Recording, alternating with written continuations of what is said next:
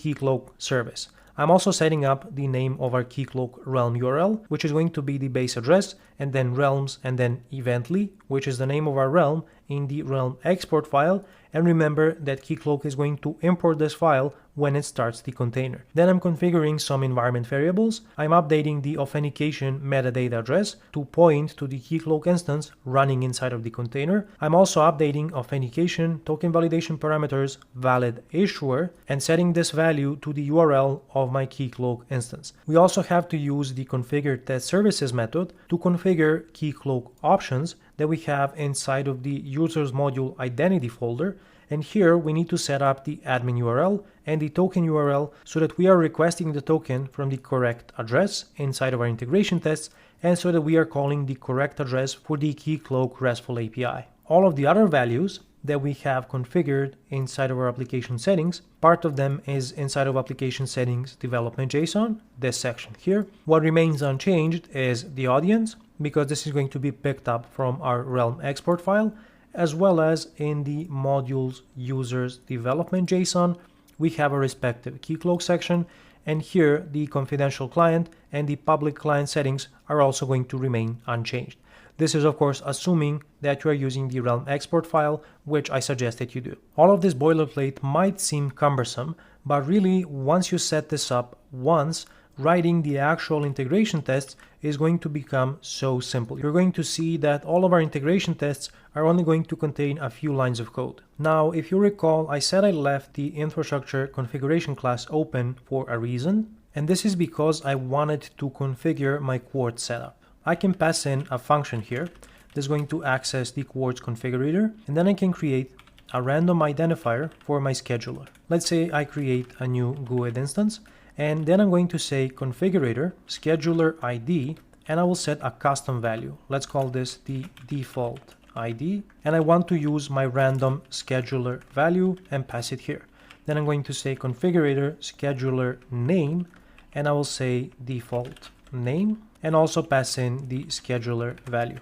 And I'm doing this because with the current setup of running your integration test using a web application factory, we could run into a situation where we have some tests running in parallel, which is going to create multiple instances of the web application factory. And in that case, Quartz is going to throw an exception and your tests are going to fail. So by introducing a random value for the scheduler ID and scheduler name, you can fix this problem and you will be able to run your tests in parallel even when you end up having multiple instances of the web application factory. Another thing that you should think about before running your tests is how you're going to set up the actual tables inside of your database. You would need to have some script that you can execute on this database to set up the table structure and seed any initial data. What we will be doing is what we've been doing all along inside of this course, and that's leveraging the apply migrations method. When our integration tests create an in-memory instance of our web API, it's also going to execute the apply migrations method. And given that we've configured the connection string to our Postgres instance to be inside of the Docker container, this method is going to create the database, create the respective schemas, and seed any initial data, which for example involves the roles and permissions in the users module. If you don't want to use this approach, then you have to come up with a separate solution of how you're going to set up your initial database structure. Now I'm going to create a collection fixture for my integration tests, and let me explain what this is. I will create an integration test collection class inside of my test project, and we're going to implement the iCollection fixture interface. I'm going to specify my integration test web app factory as the generic argument, and I also need to decorate this with a collection definition attribute and specify the name of this collection. And I'm just going to use the name of operator and specify integration test collection. But let me explain what I'm doing here. A collection fixture is a way for us to share state between our tests. Besides the collection fixture, which is going to share the integration test web app factory state between all of the tests in a given collection, we can also use a class fixture, and this would be sharing the respective state inside of one test class and all of the tests inside of that test class. With a collection fixture, I can share the instance of my integration test web app factory between multiple test classes. And what is the point of this? This means that I can spin up one database container, one Redis container, and one Keycloak container and share them between all of the tests inside of that test collection. And this is really helpful in saving the resources of your server, helping your test to execute faster, and it's also closer to the real-world setup of your application where you can have multiple use cases executing concurrently. The downside is that we will have to be mindful that all of our tests are sharing the same resources. When it comes to a database, this means taking care of unique constraints. For example, we won't be able to register a user with the same email in 2 different test cases. So I hope my reasoning makes sense. And now let's continue by adding one more class, which is going to represent our base integration test. I'm going to make this part of our collection by specifying the collection attribute, and then I'm going to say name of integration test collection. And now I'm making this test class part of my collection fixture. And because of this, I can go ahead and create a protected constructor for the base integration test class, and I can inject the integration test web app factory, and an instance of this type will be resolved similar to how we are using dependency injection in ASP.NET Core. And then what can I do with this web app factory? For example, I can access the service provider and create a service scope, which I can use to resolve any scoped services inside of my test. So for example, I can create a private read-only instance of an iService scope, and then I'm going to assign the value to this field. And now I can use my scope to resolve any scoped services. For example, I can create a protected read-only instance of an iSender from Mediator, which I could use to send my commands and queries.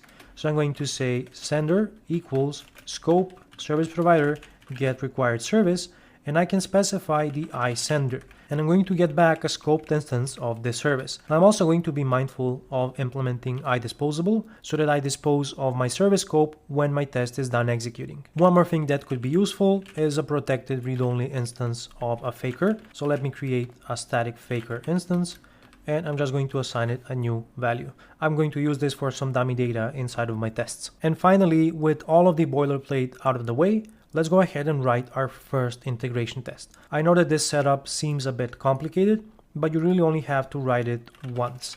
And then once you get to your test cases, it becomes very straightforward. So let me create a get user tests, because this is a very simple test case that I can show you. I'm going to implement the base integration test class, and let's specify the constructor that we need, which is going to inject the integration test web app factory. And then let's create our first test case.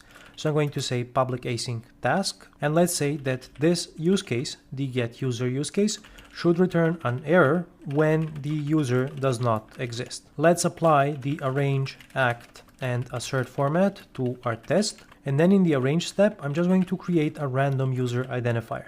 I know that a user with this identifier probably doesn't exist in the database. And then in the act step, I can go ahead and say sender, send, and create a new get user query. I can pass in the user identifier to this query instance and accept back a user result. Finally, I can say user result, error should be, and I can say user errors and create a not found error instance and specify the user identifier. And after all of the boilerplate code that we wrote as part of this lesson, we got to our first test case, and all it took to write an integration test was 3 lines of code. What's really amazing about this setup is that we can run our actual application flow through an integration test. If you think about what happens with an iSender, this is going to go through the complete request pipeline of our application. If I head over to an existing endpoint, for example, get user profile, because I don't have this one exposed, you can see that from the perspective of this endpoint,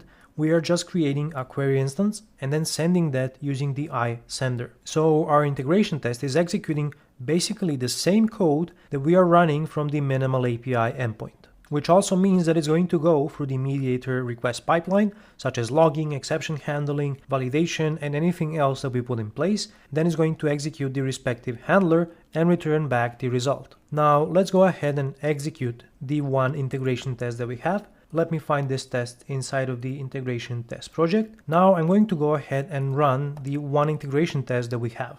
And if I open up Docker Desktop while the test is running in the background, you can see a few containers show up.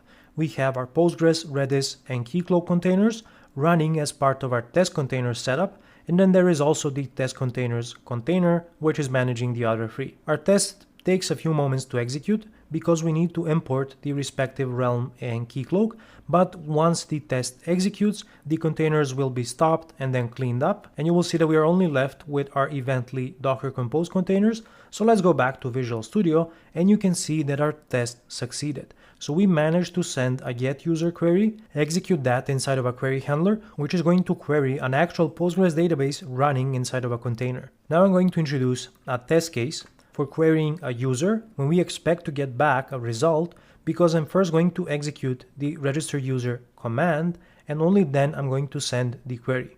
And let's go ahead and set a few breakpoints and debug this query so that you can see how amazing this approach actually is. So I'm going to debug our new test case, and eventually when our test starts up and our Docker containers are ready to execute the test, we should hit our first